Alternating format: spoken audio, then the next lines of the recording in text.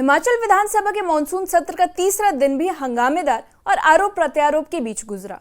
पूर्व प्रधानमंत्री राजीव गांधी की जयंती पर सभी विधायकों ने सद्भावना दिवस की शपथ ली, लेकिन जैसे ही प्रश्नकाल शुरू हुआ, रोजगार और नए कार्यालय खोलने का मुद्दा छा गया। विपक्ष ने सरकार पर युवाओं से किए गए वादे पूरे न करने और गलत आंकड़े पेश करने का आरोप लगाया। मुख्यमंत्री सुखविंदर सिंह सुक्खू ने नौकरी और नीतियों का ब्यौरा दिया, लेकिन विपक्ष इससे संतुष्ट नहीं दिखा, जिसके बाद सदन में हंगामा रहा।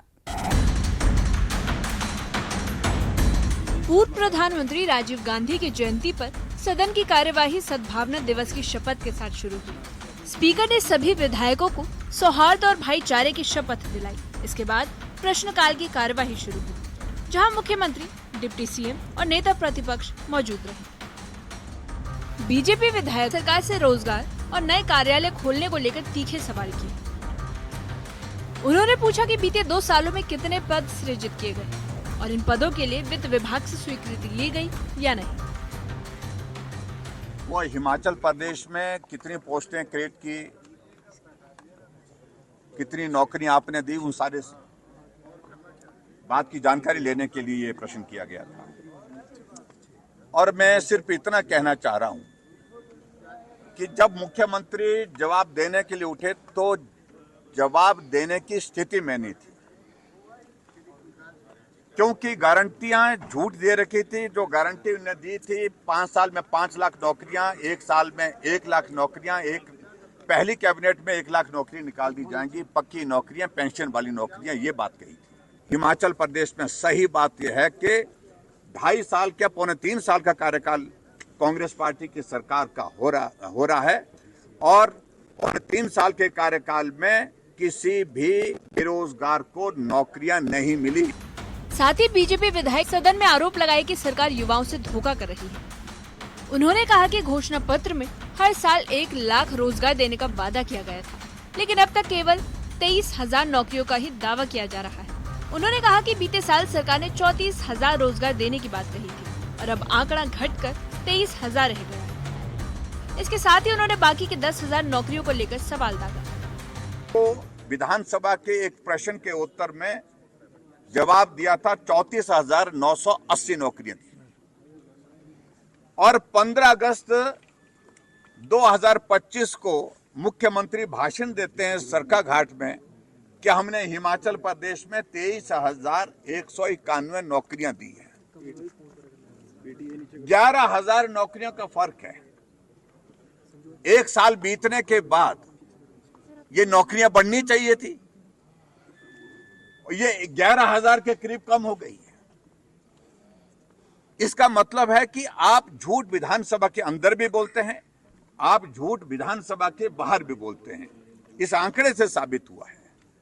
और जब सारी बात को लेकर के हम प्रश्न पूछ रहे हैं कि आपने अपनी सरकार के दौरान कितनी पोस्टें क्रिएट की और उसके कितनी पोस्टें उसमें से भरी, वो जवाब भी, उसमें भी कंफ्यूजन है। मुख्यमंत्री सुखविंदर सिंह सुक्खू ने पलटवार करते हुए कहा कि उनकी सरकार ने सरकारी और निजी क्षेत्र दोनों में रोजगार दिए हैं। उन्होंने बताया कि टीजीटी, जेबीटी और आईपीएच विभाग में हजारों पद भरे गए। साथ ही विदेशों में भी युवाओं के लिए अवसर पैदा किए गए। इस पर विपक्ष ने गलत आंकड़े देने का आरोप लगाते हुए सदन में जमकर हंगामा किया और नारेबाजी करते हुए बाहर निकल गए।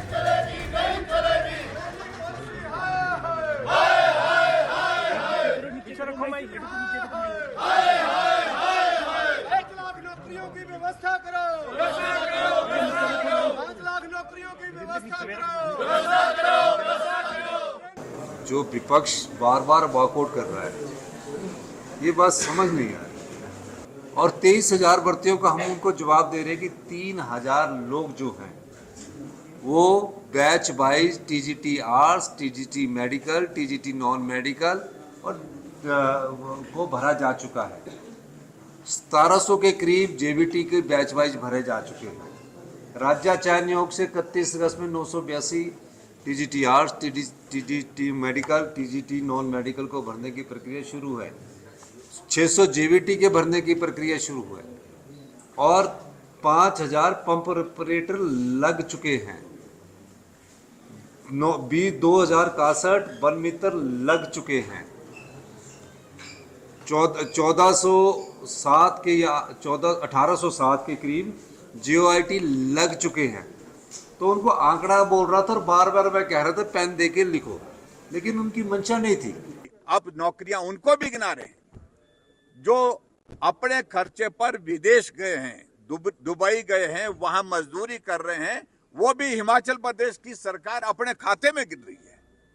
आज से पहले कभी नहीं सोचा। हिमाचल प्रदेश के नौजवानों के साथ बहुत भद्दा मजाक हो रहा है। जिस सरकार ने वादा किया था 5 लाख नौकरियां 5 साल में, 1 लाख नौकरियां पहली साल में, हम तो इतना ही बोल रहे हैं कि 2.5 साल से ज्यादा समय हुआ, बाकी छोड़िए 2.5 लाख नौकरियों का हिसाब दीजिए, जिसका हिसाब देने में मुख्यमंत्री पूर्ण रूप से असफल हुए हैं।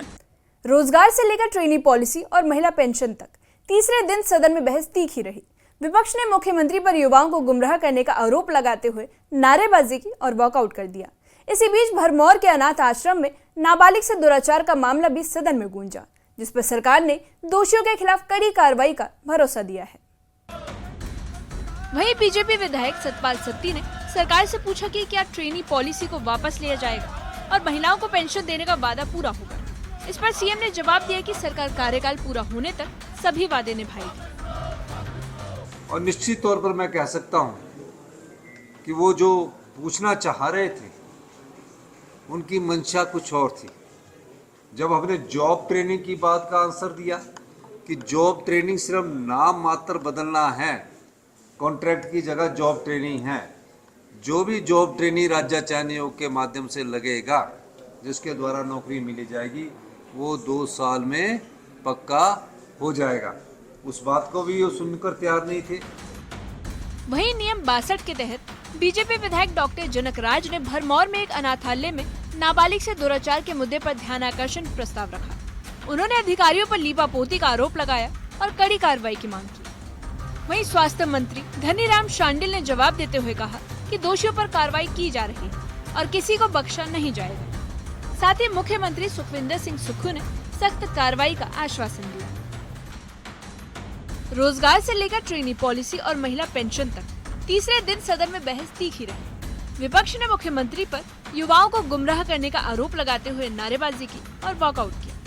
इसी बीच भरमौर के अनाथ आश्रम में नाबालिग से दुराचार का मामला भी सदन में गूंजा, जिस पर सरकार ने दोषियों के खिलाफ कड़ी कार्रवाई करने का भरोसा दिलाया।